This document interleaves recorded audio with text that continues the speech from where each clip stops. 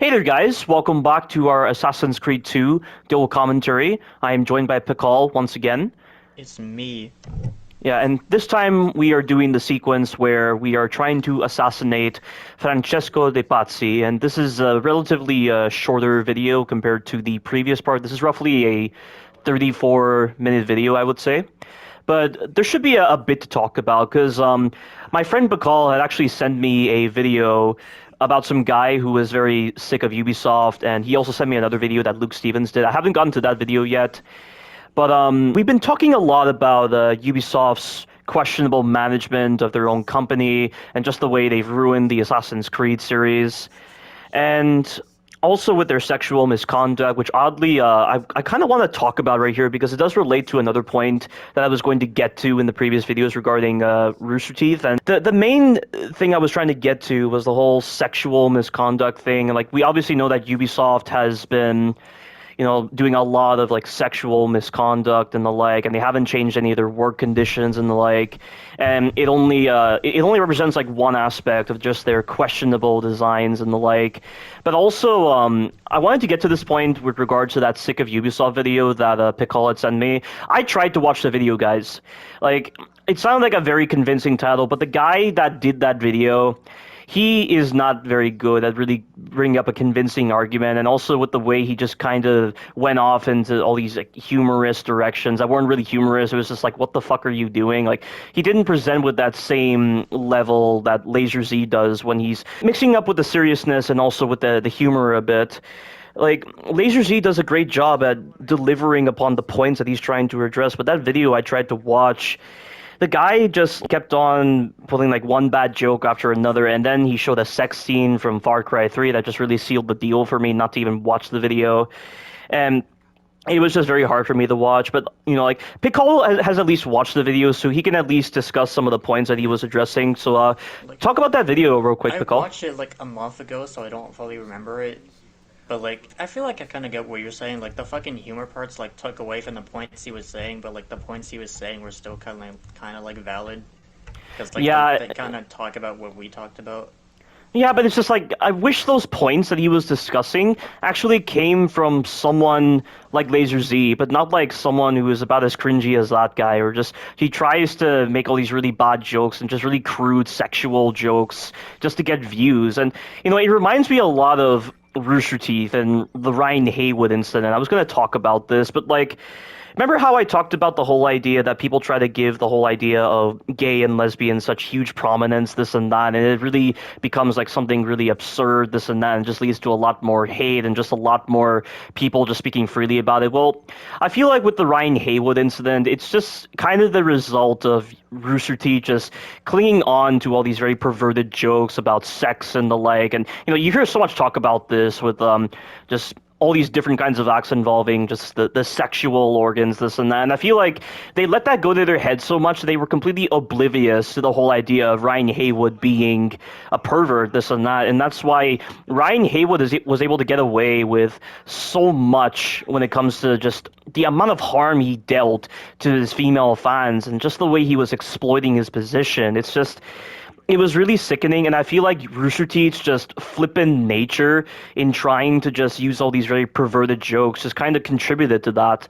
And there's a reason why I don't talk about these kind of tangents as freely on my videos. There's a reason why me and Bakal don't talk about these kind of points unless it's to really like damn these kind of people to hell, because I feel like we'll end up like Ryan Haywood or like these other Rooster Teeth members that were just so oblivious to the kind of crimes that Ryan Haywood committed. And I really felt a bit of that when I was watching that sick of Ubisoft video, and that's why I couldn't really bring myself to watch that video. I feel like Ryan also got away with this shit because like he was also hiding everything. Like I remember that story he told on like one of their podcasts where you're like, oh, like my plane, I couldn't get on my plane because my plane was late, or like they fucking screwed me over during the check thing, and like I couldn't get on the plane because it flew away without me, and I missed it or whatever. But I feel like he was just lying throughout the whole thing. He was like, oh, I actually wanted to stay behind so I could have sex with this random girl, but he fucking made up that whole story just to hide everything. Yeah, but I feel like the whole statement that Michael made in that apology video where he's like, I don't examine what some coworker of mine says that seems rather crude or anything. Like, I don't look at that and I think I have to investigate it. This and that. I mean, like, that point that Michael brought up when he was discussing that point really builds upon what I was saying just previously, just now, that I feel like Rooster Teeth is so heavily embedded in that whole mentality of just presenting all these really stupid jokes rather than actually presenting something that's actually original and it doesn't dwell upon the evil side of humanity, that I just feel like they're so easily oblivious to these kind of problems. And Michael Jones' statement really sealed the deal for me on that. They shouldn't have had to make an apology video because like why would you have to apologize for someone else's actions? I know, but like I haven't watched Rooster Teeth in a very long time because I didn't want to be that kind of person again. I feel like in some cases my IQ kind of drops when I'm watching their content. Aside from when I'm watching like Michael and Gavin play through like Play Pals or just doing like Outlast, for instance, because their Outlast videos are pretty hilarious and just the kind of camaraderie they have between the two of them, rather than between all the other Rooster Teeth members, is a lot more genuine and a lot more funny. But I just cut myself off from that YouTube channel because I don't want to be that kind of person like them, and I just want to cut myself off from the older Yeah. person I was previously. I kind of stopped watching them like even like a way before all the Ryan Haywood shit came out. Like I just kind of got bored of them and like started watching other people. Yeah, and you know that's why I got hooked onto channels like Laser Z and their seriousness and just the way they actually presented all these kind of like points and perspectives on Ubisoft and Assassin's Creed. You know, it's so fascinating, and just the way they're able to deliver such a comprehensive review and actually like discuss a lot of these points about lore inconsistencies and the like. You know, I want to be hooked onto that. I want to be hooked onto these kind of things that don't feel like what the standard idiotic gamer will just hook onto. You know, like, you know, the gaming generation these days is just, you know, Fortnite or all these other like crazy 9-year-old teens just getting Oh, angry at their speaking of TVs Fortnite, and the did you see like. that Ubisoft added Ezio and Eivor to Fortnite? Oh, really? That's Yeah, that's fucking stupid. it's But so like, dumb. I just want to cut myself off from that gaming community, and I want to cut myself off from all these people that try to make like gay and lesbian seem like the most crucial thing ever, as if like, and it's because they're trying to make such a crucial thing about it that these kind of problems are persisting about these gay and lesbian people, and these other problems with Rooster Teeth and Ryan Haywood and like, and you know, that's why I didn't want to watch that Sick of Ubisoft video. But just to discuss that video, what points do you actually remember about that Sick of Ubisoft video that are worth discussing in this video, Pacol? I mean, he definitely talked about like all the sexual assault shit, if I can actually say those words right.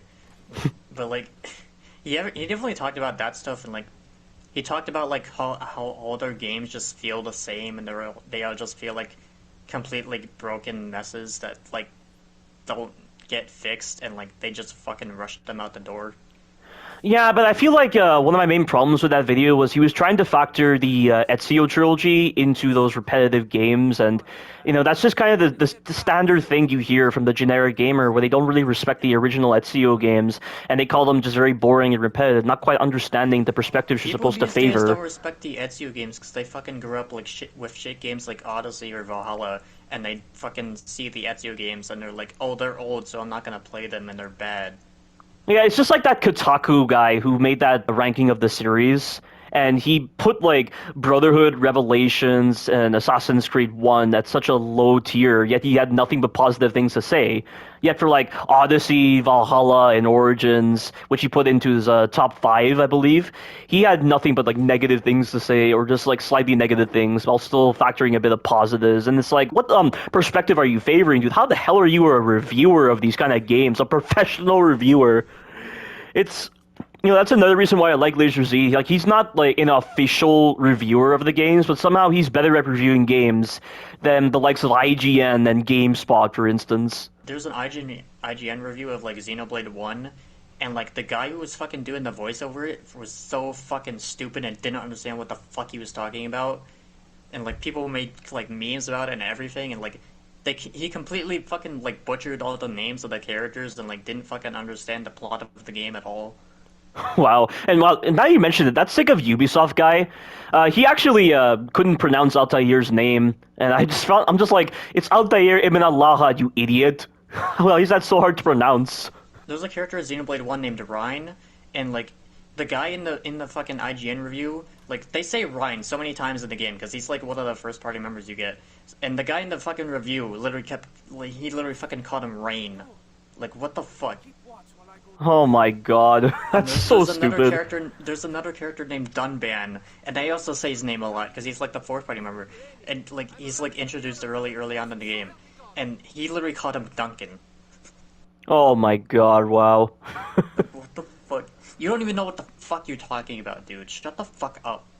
Yeah, reviews nowadays are just filled with imbeciles, pretty much, not understanding their games and the like, and you can't really build any kind of connection with these individuals. And anytime they do try to do a review, they have to be like the sick of Ubisoft guy, where they have to like muddy their own content with really crude sexual jokes, or just have to present themselves as a bit of an idiot in order to generate appeal. And it's like you don't have to resort to those kind of like easy way outs.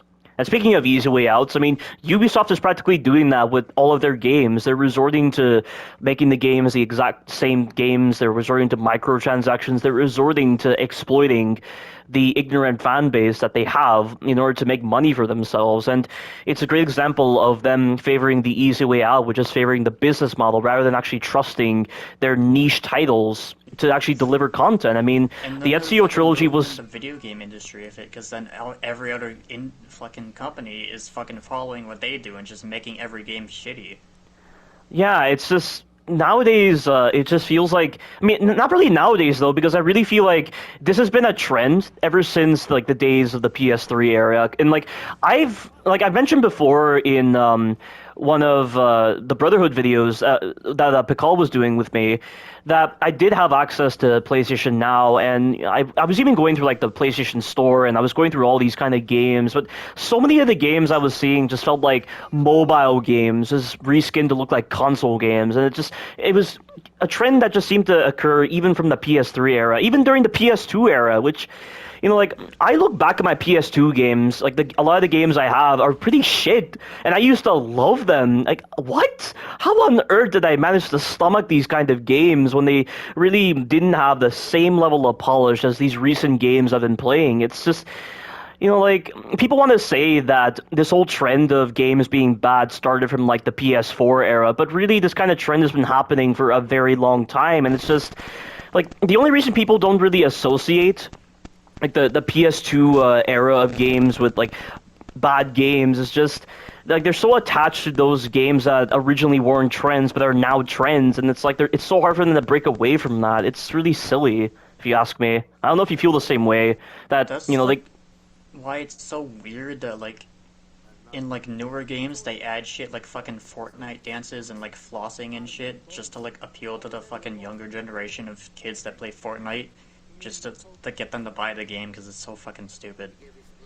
Yeah, it is really Like dumb. that's why they had Sonic Floss in the first Sonic movie, just so they could get kids to fucking laugh at the fucking stupid ass joke. Just so they could have kids point at the screen and be like, "Oh, it's Fortnite! Sonic doing the Fortnite dance." Oh yeah, it's almost about as stupid as the way Ubisoft ruined certain parts of Assassin's Creed Odyssey's lore. Like, for instance, the all things are permitted in Legacy of the First Blade Episode 3, where that random guy from the Order of the Ancients just says that line, and it's like it's meant to be a dramatic feel. It's like, oh yeah, that's awesome, this and that, or it's meant to be funny. It's like, what are you doing with that? Like, what the fuck are you doing with that? Are we meant to be taking that seriously? And, like, just the way the voice acting is in Odyssey overall, and just the cringy quotes that Cassandra says, why do you include that? There's a skill to humor, there is a skill to brevity, and Ezio captures that perfectly with his humor. But, like, it's like they're trying to force it down your throat with the kind of humor that Cassandra favors. It's so That's bizarre in that's so many only why ways. in Odyssey they had the fucking joke about like the fucking killer chicken that everyone is scared of, and then they just fucking repeated it in Valhalla for no reason. Oh my god. Oh, also, this right here, this is a massive inconsistency. So, this is meant to be the tomb of Darius, right? But, why would Darius be buried here in Italy? And also, like, how is it that he's buried here and not somewhere else? It's a little odd. And, you know, like, it's implied that Darius is an assassin here, but, like, Origins went up and said that, oh, the Assassin Brotherhood started from Bayek, but then in Odyssey they just completely, like, removed all that and just like, oh no, Darius was actually the one that created the assassins. Like, Darius is such a flippant character. Like, he's constantly flip-flopped all the time as being like the actual origin of the assassins, and then not the origins of the assassins. Oh, he was never actually an assassin. Oh, he created the hidden blade, so therefore he's an assassin. Like, his origins are constantly like flip-flopping all over the place, and it's really silly. Can we just like start considering everything after AC4 is non-canon? Yeah, I would honestly say that pretty much. I really would say that it's just It's like I non-canon. literally like when Odyssey first came out, I was literally so confused about whether the game was canon or not. I was like, you know what, this game has to be non-fucking canon because there's no way none of this is fucking true. There's no Um, way none any of this is real. I mean, didn't Ubisoft say that the actual game Odyssey was not canon, but the actual novel was? I don't know. Well, like they said that like the book was like Cassandra's true story or whatever. I guess I don't know. Ubisoft fucking stupid. I don't know what the fuck is on in their fucking tiny ass brain. Yeah. Fucking Oh my Ubisoft god. full of monkey brains over here. What the fuck? It's pants on the head stupid, as Godzilla Mendoza would say. Because that line that he said when he was talking about the poor storytelling in Batman Arkham Knight was definitely quite memorable. But also, right here, I'm taking the time to do the tombs. I always do the tombs in these games, and Laser Z does the same thing. But like, even though these tombs are technically side missions, you can't help but feel obligated to do them. And this one takes place in the Duomo. And Laser Z loves these kind of missions. Like, he calls them tomb missions because they represent the Ezio trilogy's parkour, actually providing so much player agency to allow these kind of set piece missions to actually be established. And I do agree with him on that. Yeah, like all the parkour in the games nowadays is just like hold A and forward and you go up the wall. But like this is actually like a puzzle platformer. One has to wonder why exactly the QA department feels that that updated parkour system is better than the Ezio trilogy. There is so much more control. There's so many moments where, like, Ezio doesn't do a really stupid action, and it's all dependent upon your actual input. I mean, the only thing I find a bit of problems with the Ezio trilogy is actually getting down from a building, because I find the only possible way to get down from buildings consistently is to actually tackle a civilian from the air. I That's don't when even do that. I just fucking jump. and you would just incur fall damage. Yeah, why not? But interesting thing. I was actually reading through Assassin's Creed One's development on the Wikipedia page, and I found some pretty interesting points. And they actually did come up with the whole idea of the Assassins and Templars, but apparently, when Ubisoft had originally thought of the idea for an Apple of Eden, they actually thought it was a very humorous aspect for everyone to be fighting over an apple.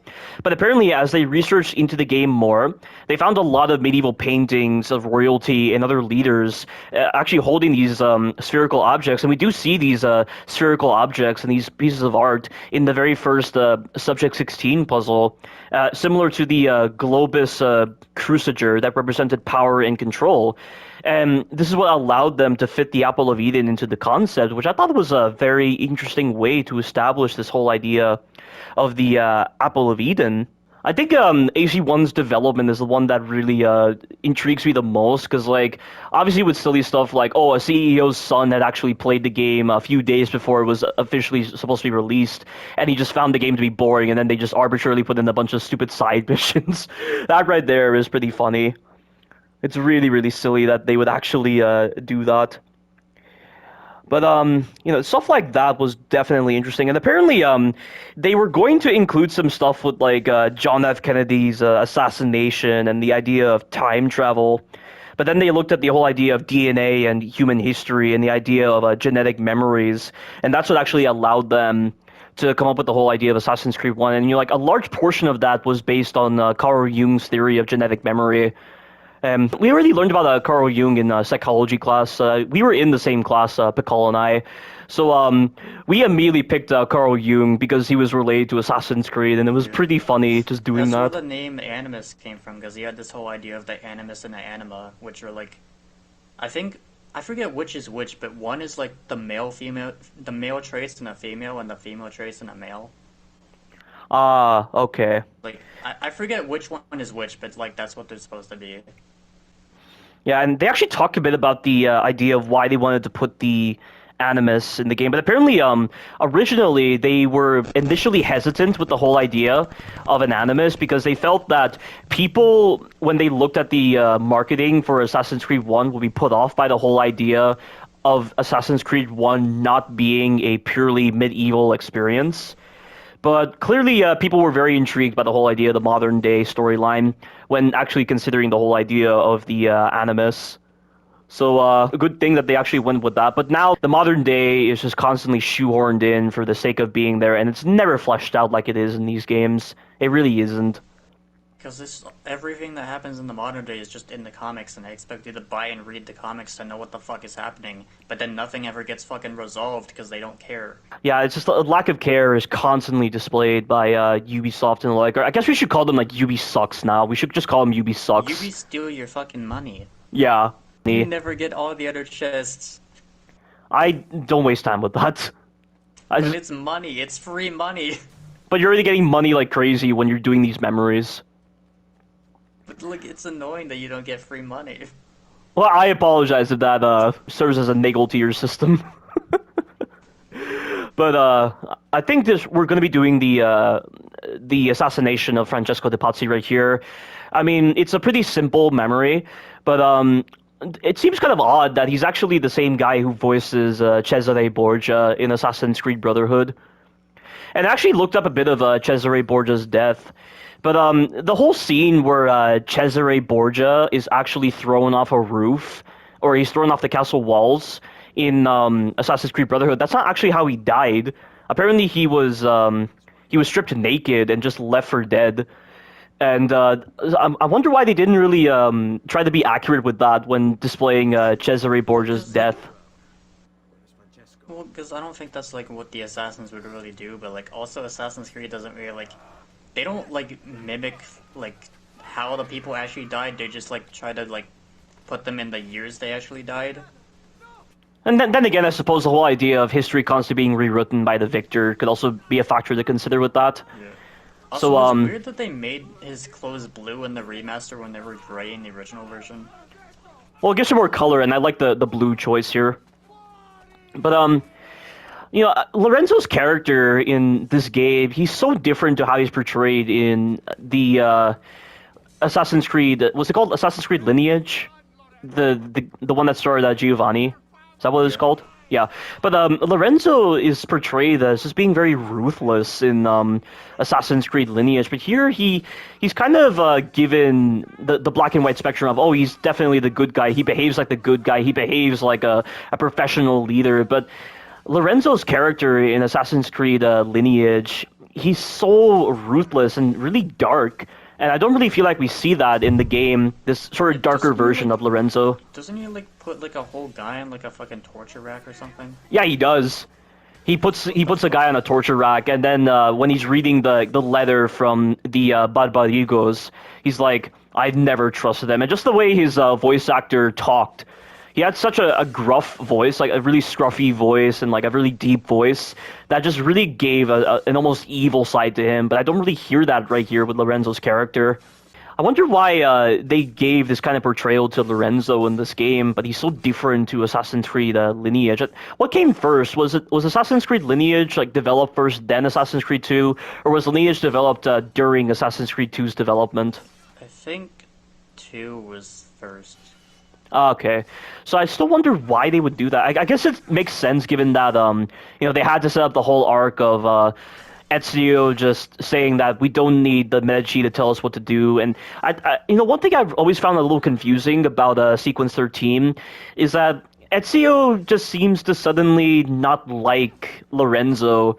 And like he's reflecting upon Lorenzo, and just the way he's describing it makes it seem like he never really had any kind of respect towards Lorenzo in Sequence 13. I don't know if he felt that way about Lorenzo and just or like Ezio in general in Sequence 13 when he was doing that sequence where he goes to Lorenzo's villa, but no one is there, and then during his speech he's like, "We don't need anyone to tell us what to do, not Savonarola, not the Medici." So it almost came across like he doesn't respect Lorenzo anymore in Sequence 13.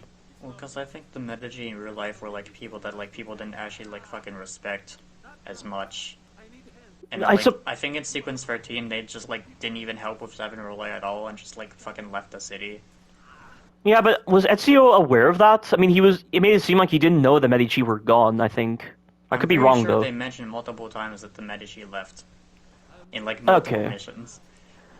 Yeah, but I mean, he shouldn't have any hatred towards Lorenzo himself, though. I still wonder why. Well, maybe Lorenzo did some fucking shitty thing that we don't know about. Yeah, I suppose, and like I guess with the troubled development of Sequence 12 and 13, and given that like Sequence 12 and 13 are DLCs, not really receiving the same amount of care as like the rest of the game, I would say, as Laser Z described. Maybe they didn't have the time to really flesh out why Ezio didn't have as much respect for Lorenzo in this one. And also right here, you see that? I was able to trigger this cutscene and not have to leave combat. Why is it that nowadays games are like, oh, you have to escape combat in order to trigger these objectives? Well, because all that matters is that Lorenzo touches the thing. Yeah, but like, why can't that be the scripting you get for every other game? It's so dumb. Because every game just wants to fucking force you into the stupid ass combat systems instead of letting you do something else. Yeah, and it got worse and worse in the games. Like I remember watching Seraphim 17's walkthrough of Assassin's Creed Syndicate. A guard saw him. He was partially red on the social status icon, and he was investigating his last known position. But Seraphim 17 could not touch the valve that allowed him to initiate the gas in that one mission, even though like the guard didn't know where he was. It's like become anonymous to continue, but he was anonymous because he wasn't in combat. Because the fucking newer games are broken, and I don't understand how that works. Yeah. That's So why in here's Xenoblade, like, if you have to like interact with something, you can't interact if you're in combat. But like, literally, all you can do is just fucking run away until the fucking thing stops chasing you, and then you just go back. yeah. Oh, and right here we're going to be doing the actual assassination of Francesco, which ends very quickly.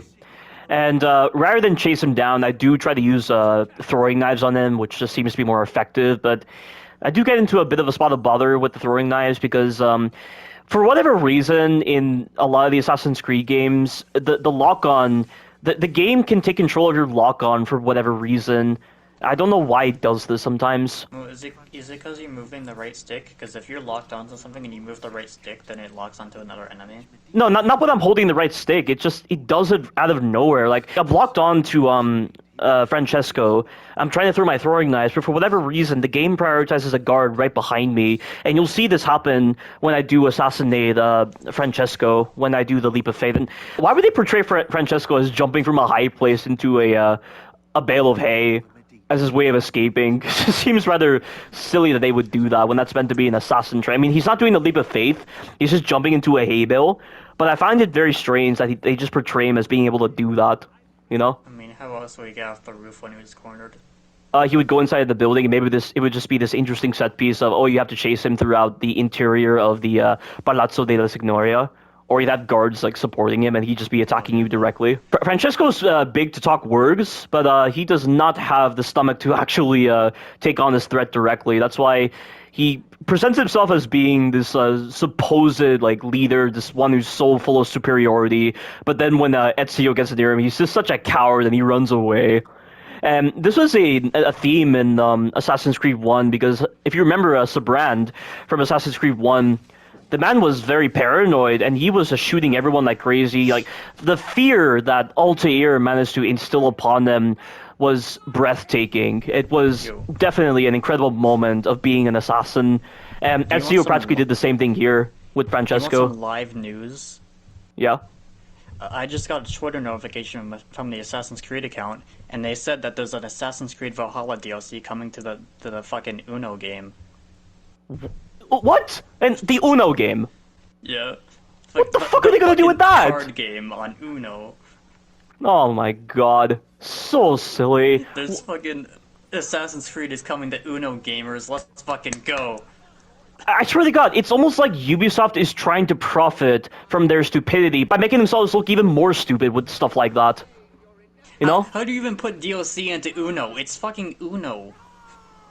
Yeah, I don't know. That? Why are they even still focusing on that old game? Unless they made some new version of Uno in their repetitive format. Cause they fucking hyperfixate on their new Assassin's Creed game until the new one comes out. Yeah. But right here, I'm going to equip throwing knives to kill Francesco De Pazzi, and you're going to see the moment where the lock-on screws me. It's not right here, but it's when Francesco starts to climb, because he always takes the same path. But watch this. I lock on to Francesco right here, and then for whatever reason, the game locks onto the guy behind me, and I'm lucky my last throwing knife got him just then. That I don't understand. Maybe I'm not too because, sure like, why I the did that. lock-on has problems with people climbing. When I'm like chasing couriers or something and they start climbing walls, and then my fucking camera just goes over the place when I lock onto them, so I just don't lock onto people. It might be that, or maybe like Francesco got out of range of the lock-on, but I'm lucky that I didn't miss, because Francesco doesn't run too fast, but I don't want to go through that whole moment where I'm just chasing him on the roofs. And I love this whole moment. This is one of the unique assassinations where it actually presents with some kind of unique ending death animation right here, because Francesco literally gets hung from the top of the Palazzo della Signoria in a very gruesome death. Very befitting for this Renaissance era right here. Look at this. This was fucking dark as shit. Yeah. But I'm guessing Francesco was already dead before they actually hung him. Yeah. So that, thank God for that. But I just wonder, what are these civilians doing here? Are they actually in support of the Pazzi? Or are they actually in support of the Pazzi overthrowing the Medici? It must be that. That's what I'm assuming is the case. Well, like, I think Jacopo was, like, trying to fucking rally them to their side or something. Yeah, but too bad that didn't work. But this is the end of the sequence, and we will be bringing more sequences of Assassin's Creed 2 in the later parts, but we'll be focusing on Assassin's Creed Brotherhood at the same time. And like I said before, if you want to watch these videos, they're on Picol's channel, so stay tuned for those videos. So thank you all for watching, and you take care now. Let's fucking go, gamers.